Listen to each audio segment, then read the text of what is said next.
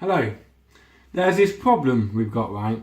We think I think that I'm a separate individual inside my head, like behind my eyes, who's controlling this body. Right? I think that I'm distinct from this body. And we imagine ourselves as this little, it's called a homunculi. I don't have to say little homunculi, little's redundant there. Homunculi just means a little man, human.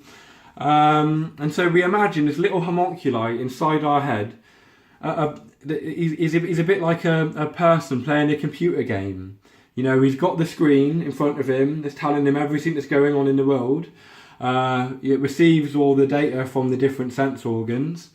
And he's got a little controller which moves the arms and the legs and pulls up the gun and all that kind of stuff. And the problem is, right, is how does the little homunculi see the image, and how does he move the body? I mean, the problem is that the little homunculi, he has the same problems, the same questions can be addressed to him that he's supposed to be answering when we're asking about us. So how does the homunculi move his little thumbs, and how does he see his stuff? And the answer is, of course, he's got an even smaller little homunculi in his little nut. And it goes on, it's like turtles all the way down. In a sense, this results from our thinking, our dualistic thinking. We perceive ourselves as separate from this organism, this body. And it's not just that, it also comes from this urge to question, this urge to seek. So we're experiencing this stuff, right? We move our arms and stuff like that. And instead of just leaving it at that and just accepting that arms move and stuff happens, we have to ask a question of it. Like, what does it mean? How is it doing it? And so we create an answer to that question, but because this seeking keeps itself going, that answer has the same problems, or it might have a different set of problems, but it will nevertheless require an explanation.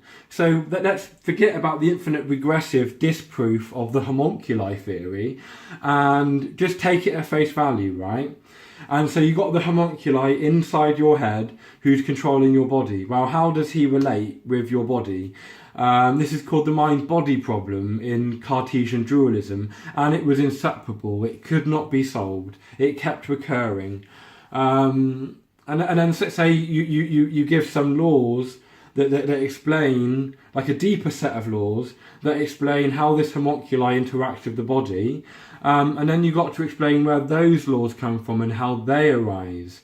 This kind of recursive loop is what Wittgenstein gets at when he says at one point explanations have to stop and you stop asking fucking questions.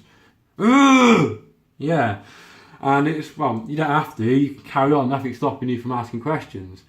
And the same thing happens with experience itself. We seek to explain experience. It's not enough just to take experience on faith and have it as it is. We try and say that there must be an experiencer to experience the experience. Why must there be? Why? And then we say that there must be a God who creates that which is experienced. Again, why must there be? Why can't it just be happening?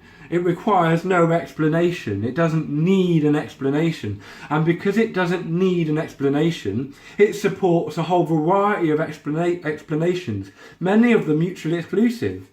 Reality's just there, just bloody being, just doing stuff. Look at me trying to show off there. I failed at the juggling. Oh no. Yeah, anyway. So it doesn't need an explanation, it's just stuff happening. Which is why dualistically, in terms of all the various ways of putting it, or non-dualistically rather, that I favour, is the Taoist way, which just says that there is this stuff happening and it doesn't require an explanation, it's just there. And any explanation you give will itself require an explanation. It's a bit like that Skittles advert. I don't know if you remember, but there was the advert of the guy who touches stuff and they all turn into Skittles. It's a version of the Midas myth.